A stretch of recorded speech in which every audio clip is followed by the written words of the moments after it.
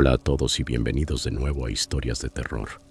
Sé que muchos de ustedes utilizan estos episodios para quedarse dormidos, así que, antes de que se entreguen al sueño, me encantaría que dejaran un comentario diciéndome desde dónde están escuchando en el mundo.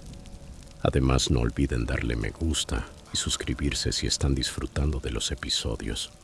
Gracias por estar aquí.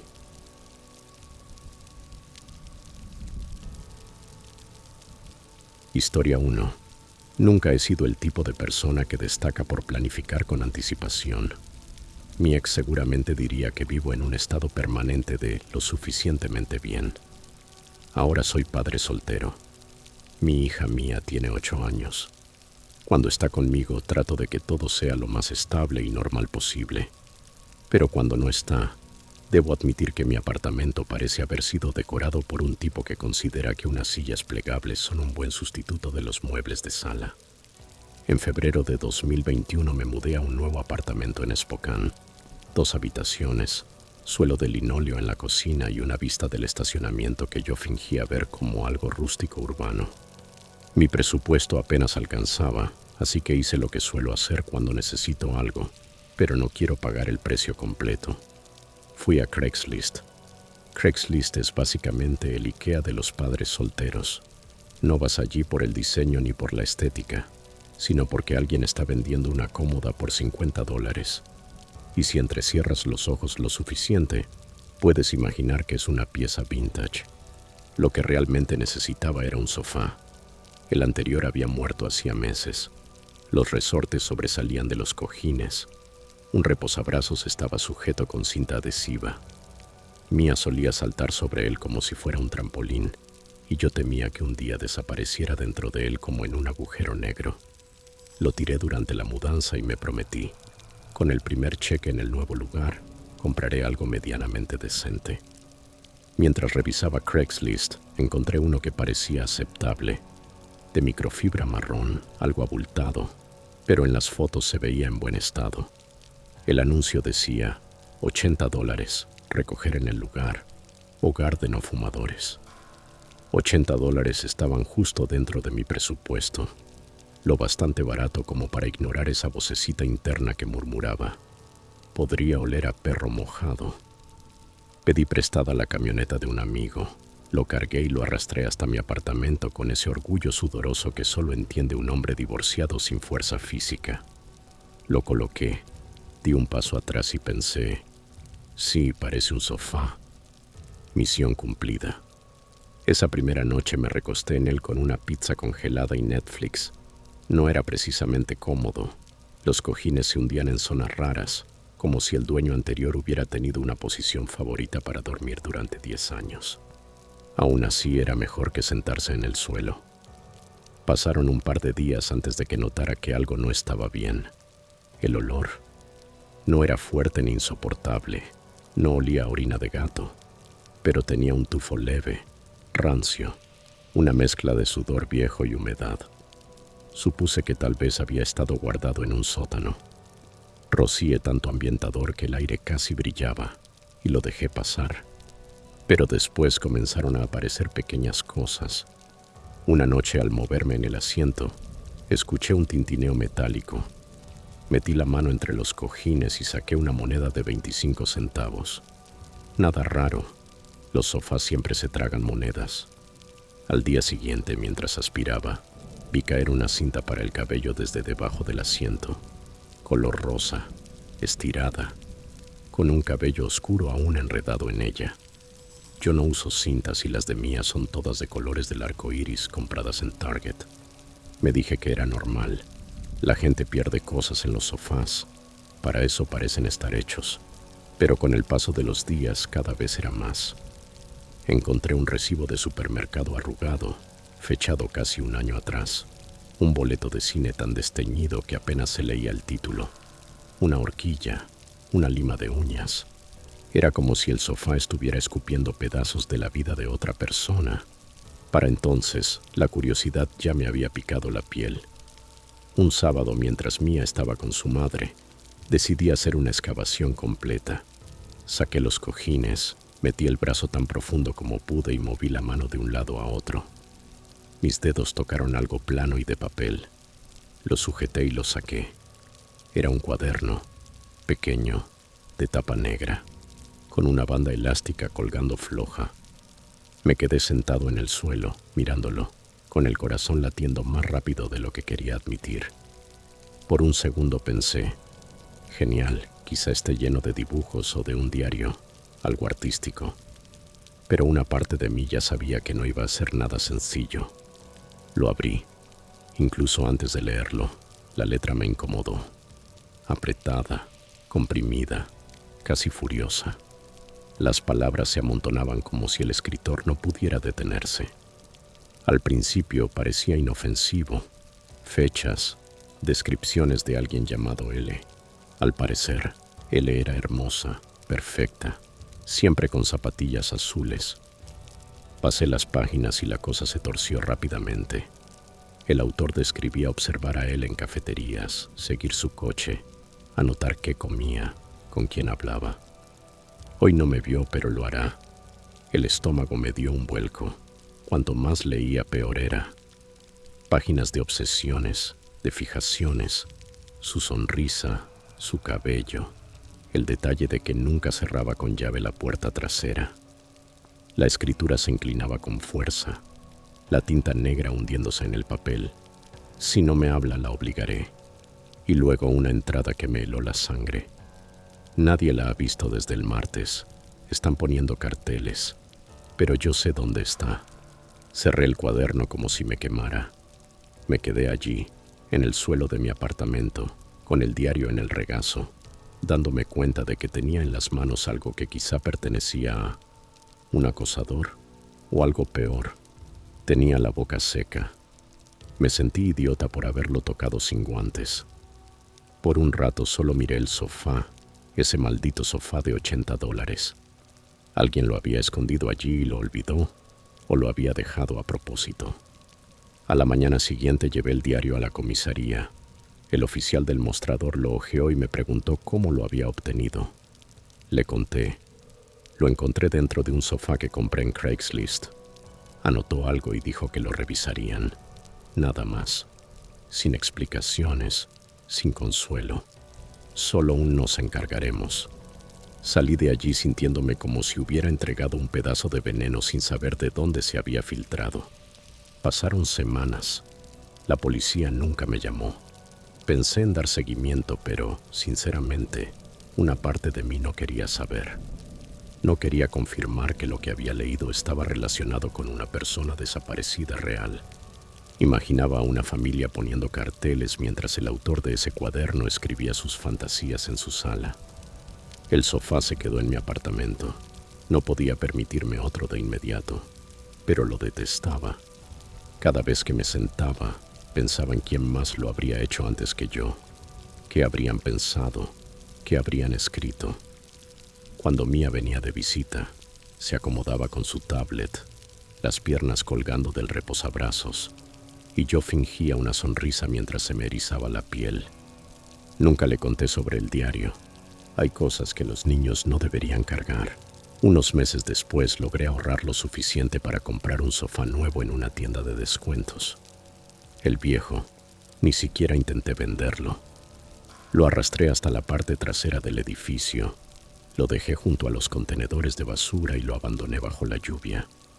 Aún así no pude olvidarlo.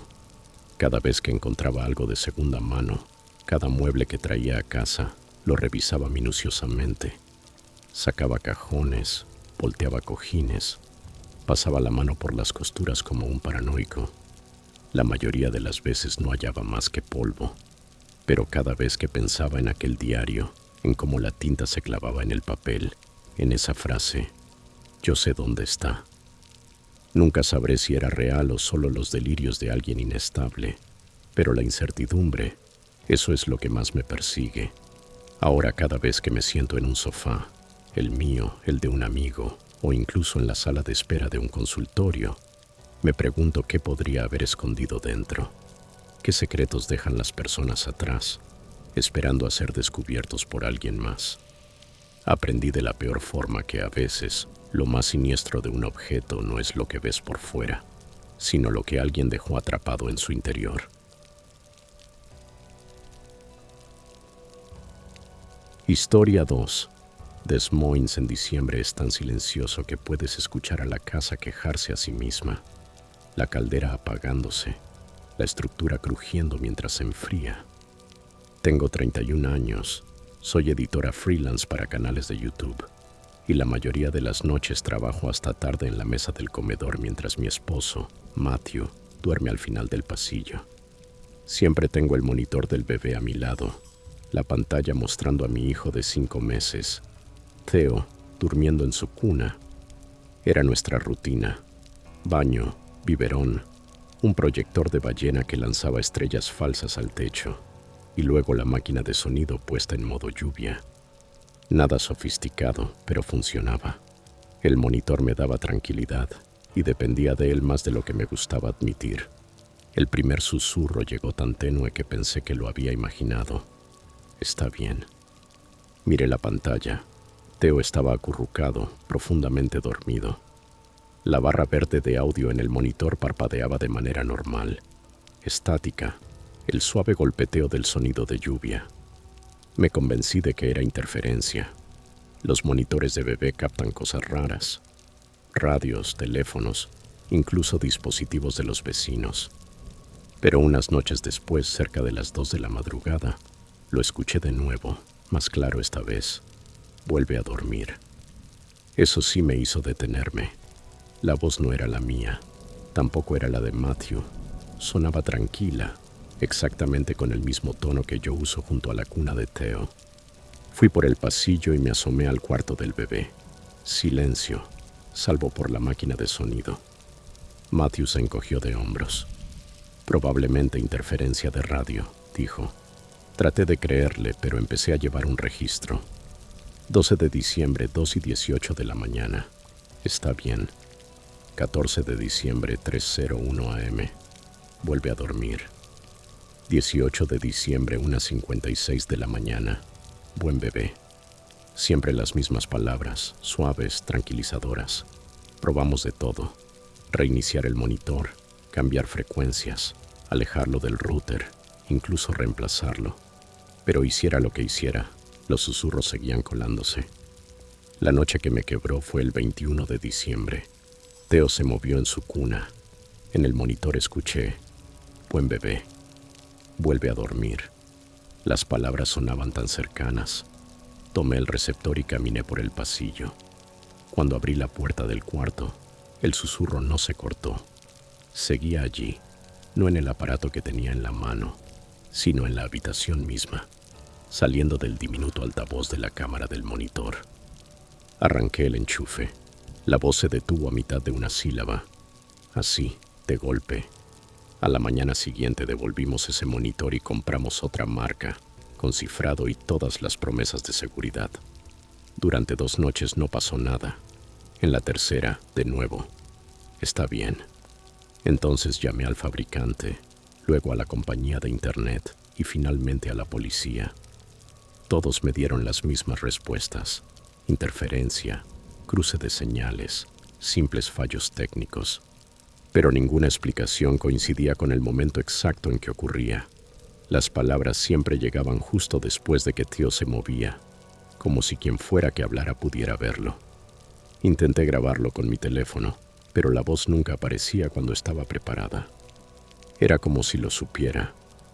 Lo más aterrador no eran las palabras en sí, sino lo normales que sonaban. Amables, gentiles, las mismas frases que yo repetía cada noche. Escucharlas de alguien o de algo ajeno hacía que el cuarto del bebé dejara de sentirse nuestro. Cerramos todos los ajustes posibles. Incluso sacamos del almacén un monitor analógico solo de audio. Ese chisporroteaba y crujía como una fogata, pero era un ruido honesto. El elegante monitor nuevo seguía susurrando. Con el tiempo la frecuencia disminuyó, pero nunca se detuvo del todo. Algunas noches me despertaba sin razón, el corazón acelerado, esperando, escuchando ese timbre familiar. Otras veces se colaba de forma casual. Shh. Una sola palabra era suficiente para arruinarme el resto de la noche. Aún no sé qué fue. Con la mente racional puedo hablarte de interferencias, señales errantes, incluso de alguien hackeando monitores de bebé. Pero en el fondo no puedo borrar el recuerdo de estar en la habitación esa noche, con mi hijo en brazos, mientras una voz que no era la mía le susurraba consuelo en su propio cuarto. Ahora, aunque Teo ya es mayor, sigo manteniendo el volumen del monitor bajo. Todavía tapo con cinta los LED, y de vez en cuando, en medio de la noche, me quedo despierta escuchando, por si vuelve una voz que no nos pertenece.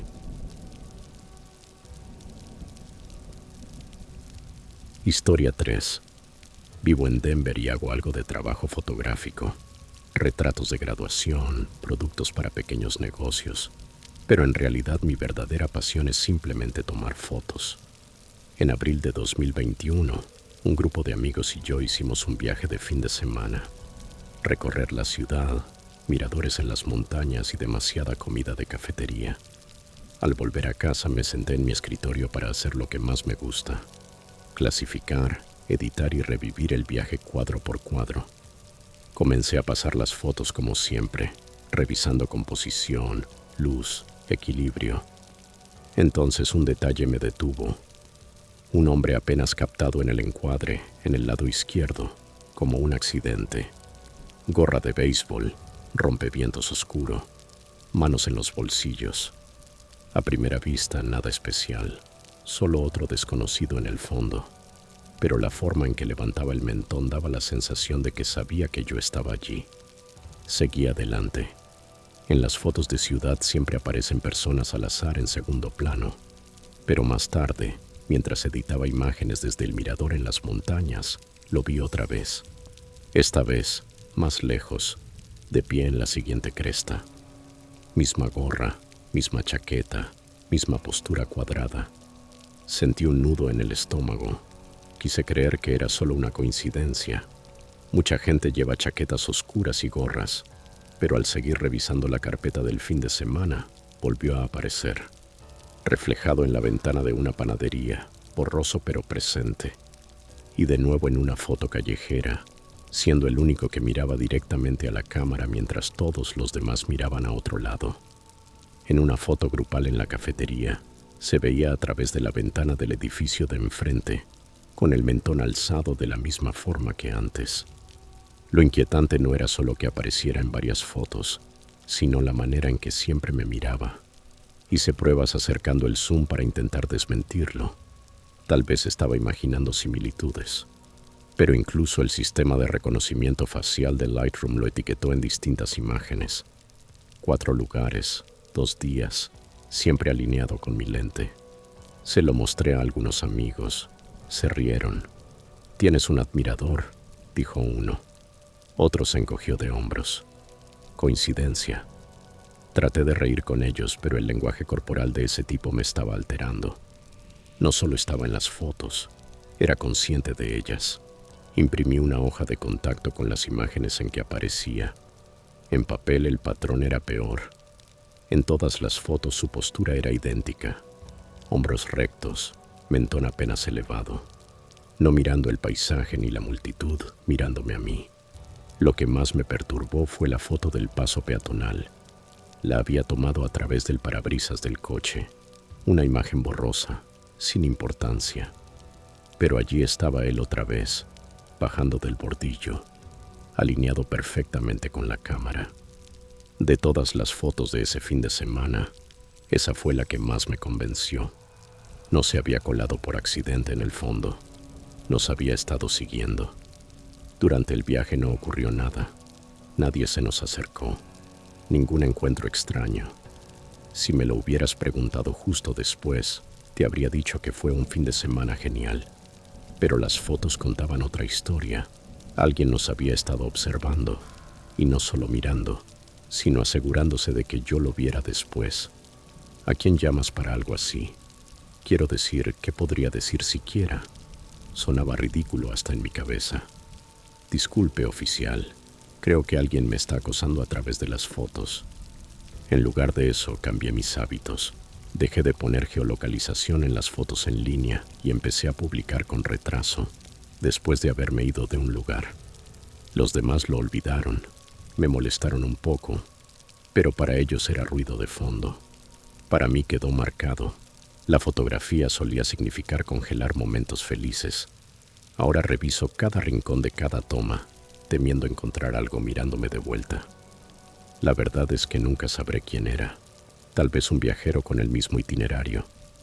Tal vez alguien que notó la cámara y quiso jugar con ella. O tal vez alguien que quería que yo lo notara y nadie más. Sigo tomando fotos, sigo amándolo.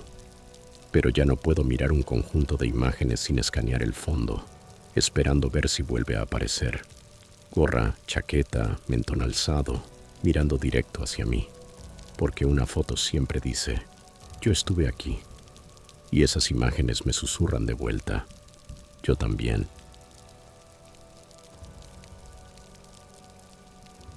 Historia 4. He sido paramédico el tiempo suficiente para saber que las noches en Albuquerque rara vez dejan espacio para la imaginación. Cuando estás de guardia funcionas con signos vitales, direcciones y marcas de tiempo. El resto es solo ruido, pero hay llamadas que no se desvanecen cuando termina la noche. Si te pegan. Era febrero de 2020, turno nocturno. Rebas y yo estábamos apostados cerca de Coors, aparcados en un lote medio vacío. Él revisaba resultados deportivos en su teléfono mientras yo hacía chasquear un guante como si fuera una liga. La calma habitual antes del despacho se rompió en el aire. Médico 8, responda código 2. Dificultad respiratoria. Varón adulto. Familia en la escena. Bomberos de Albuquerque en camino.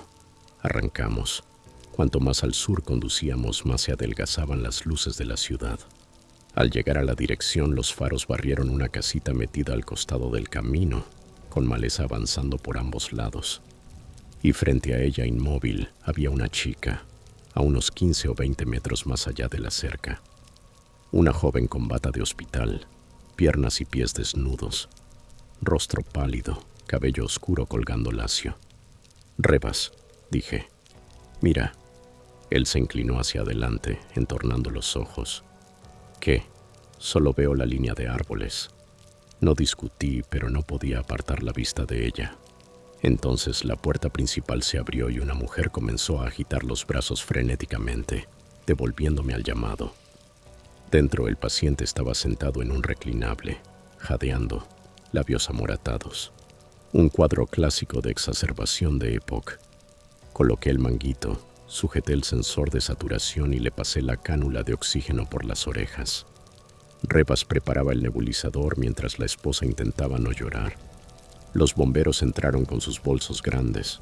Uno de ellos preguntó si queríamos que revisaran el patio. Les dije, después de moverlo, primero lo urgente. Lo transferimos, manta ajustada, monitor conectado. Mientras lo sacábamos, miré de nuevo hacia la línea de árboles. Vacío.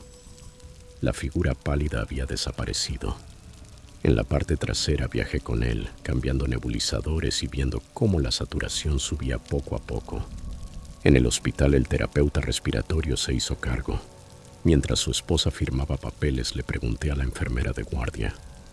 ¿Alguna paciente de bata rondando esta noche? Adolescente, quizá veinteañera, cabello oscuro. Ella negó con la cabeza. No de aquí. Si alguien se hubiera escapado, ya tendríamos reporte. Pero yo sabía lo que había visto. He pasado media vida viendo esas batas. Lo que no me deja es ese momento antes de cargarlo en la ambulancia. Miré atrás una vez más por costumbre. Por un instante, menos que un parpadeo, creí verla otra vez, más cerca.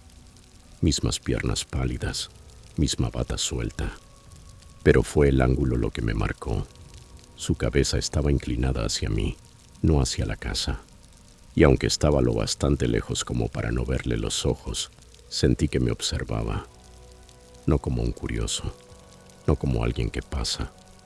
Observada como si hubiera estado esperándome. Vamos, dijo Rebas. Me di la vuelta. Cuando miré otra vez, no había nada más que ramas agitándose al viento. Los bomberos juraron que su barrido no encontró nada. El hospital confirmó que ningún paciente se había escapado.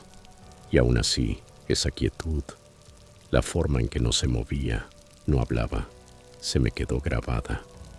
Las personas en apuros agitan los brazos, tropiezan o al menos miran buscando ayuda. Ella no. Estaba de pie como si alguien la hubiera colocado al borde de la oscuridad y le hubiera ordenado quedarse allí. Semanas después, esa llamada seguía rondándome. Una tarde estábamos apostados cerca de ese mismo tramo cuando un veterano de bomberos inició conversación. Mencioné a la chica, medio en broma, buscando alguna explicación racional. Su rostro no cambió.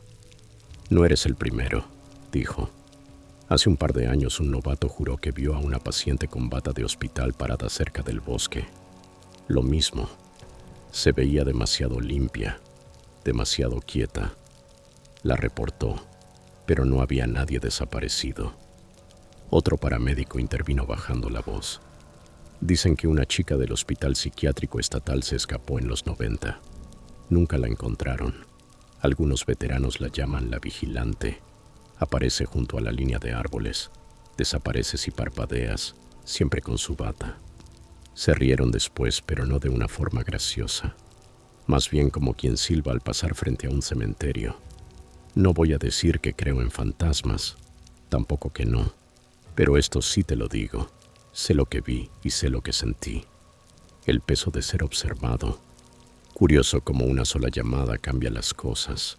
Ese tramo antes no significaba nada. Ahora reviso la línea de árboles, no porque espere verla, sino porque parte de mí teme que sí. Esa fue la llamada que se me quedó. No el paciente con EPOC, ni el nebulizador que coloqué, ni las saturaciones que anoté. La chica con la bata que estaba demasiado quieta, que no dejó rastro, que quizá nunca estuvo allí. Y seré honesto, a veces me pregunto si una noche, cuando vuelva a pasar por ese camino, ella estará más cerca que antes. Historia 5. Tenía 28 años y estaba en la escuela de posgrado, viviendo en viviendas para estudiantes en Ítaca. No era nada glamuroso, solo un destartalado apartamento de 2 habitaciones, con pisos que crujían, paredes tan delgadas como papel y calefacción que solo funcionaba cuando quería. Pero la renta era barata y, en un lugar como Ítaca, eso basta para no quejarse demasiado. Mi compañero de apartamento, Jeremy, también era estudiante de posgrado. No éramos grandes amigos, pero nos llevábamos bien. Era un poco mayor que yo, unos 30 años, callado, ordenado, reservado. Una vez me contó que, de niño, solía tener problemas de sonambulismo, pero que los había superado. Lo dijo como si hablara de un mal corte de pelo que había crecido. En ese momento pensé que era solo uno de esos datos raros que la gente suelta para hacer conversación. No sabía que esa información volvería para atormentarme. Era un miércoles por la noche de 2019. Me quedé despierto hasta tarde corrigiendo trabajos y finalmente me arrastré a la cama alrededor de las 2 de la madrugada. Recuerdo que la habitación estaba opresivamente silenciosa. Ese tipo de silencio que te hace demasiado consciente de tu propia respiración. En algún momento desperté. No hubo ruido ni movimiento repentino, solo esa sensación extraña de que algo no estaba bien. Me giré y casi salté de la cama. Jeremy estaba de pie al pie de mi cama. No se movía, solo estaba allí, mirándome hacia abajo. Sus ojos estaban bien abiertos, vidriosos pero desenfocados. Sus labios apenas entreabiertos, como si estuviera en medio de un pensamiento que nunca terminó. Me incorporé y susurré: «Jeremy, ¿estás bien?». Sin reacción. Lo intenté de nuevo, más fuerte esta vez. «Jeremy». Fue entonces cuando se inclinó ligeramente hacia adelante y con una voz baja y plana susurró: «Estoy esperando a que él se mueva». Cada pelo de mi cuerpo se erizó. No supe cómo responder. Me quedé allí, mirándolo, hasta que lentamente giró la cabeza, casi de manera mecánica, y salió de mi habitación. Sus pasos se desvanecieron por el pasillo, suaves contra el viejo piso de madera. Me quedé sentado al menos 10 minutos, con el corazón desbocado, antes de levantarme, cerrar la puerta con llave y obligarme a volver a la cama. A la mañana siguiente le pregunté al respecto. Parecía genuinamente confundido. Dijo que no había dormido sonámbulo en años y se rió. Hombre, si lo hice no recuerdo nada. Quise creerle. El sonambulismo tenía sentido, ¿no? Era la explicación lógica. Pero esa frase, estoy esperando a que él se mueva, sonaba en mi cabeza como un disco rayado. ¿Quién era él? ¿Yo? ¿Alguien más? Una semana después volvió a suceder. Desperté alrededor de las 3 de la mañana. La luz del pasillo estaba encendida. Mi puerta estaba entreabierta, aunque yo siempre la cerraba por completo. Cuando miré afuera vi a Jeremy de pie en el pasillo, frente a mi puerta, sin moverse, sin parpadear. Esta vez no dije nada. Simplemente me deslicé fuera de la cama, empujé la puerta, la cerré y la aseguré con llave. A la mañana siguiente él actuaba normal, cocinando avena y tarareando. Le pregunté si había encendido la luz del pasillo la noche anterior. Negó con la cabeza. No, debiste haber sido tú, pero yo sabía que no lo era. La tercera vez fue la peor. Era casi finales de enero. Había estado intentando ignorar la incomodidad, diciéndome que era solo estrés o falta de sueño. Pero esa noche demostró que no estaba solo en mi cabeza. Desperté otra vez con el mismo silencio, y allí estaba, más cerca que nunca. No al pie de la cama esta vez. Estaba de pie justo a mi lado. Podía ver cada detalle de su rostro bajo el débil resplandor de la luz de la calle entrando por la ventana. Sus ojos estaban abiertos, mirándome directamente. Su respiración era lenta. Antes de que pudiera decir algo, susurró otra vez, en el mismo tono monótono. Ya casi está listo. Eso fue el límite para mí. Me incorporé de golpe, lo empujé hacia atrás y grité su nombre. Parpadeó rápidamente con una expresión confundida, como si acabara de despertar de algo. Luego murmuró, «¿Qué demonios?», y salió tambaleándose de la habitación. No dormí el resto de la noche. Al día siguiente lo confronté. Juró una y otra vez que no recordaba nada. Dijo, tal vez estaba soñando, tal vez estaba estresado. Se puso a la defensiva como si lo estuviera acusando de algo. Pero aquí está la parte que aún me revuelve el estómago. Unos días después, mientras limpiaba la sala, encontré un viejo cuaderno de Jeremy atascado bajo el mueble de la televisión. No pude evitarlo y lo abrí. La mayoría eran notas de clase, pero hacia el final había páginas llenas de frases fragmentadas, escritas una y otra vez como si alguien estuviera garabateando en trance. Él se moverá. Ya casi está listo. No lo despiertes todavía. Cerré el cuaderno de golpe y lo metí de nuevo donde lo encontré. No quería que supiera que lo había visto.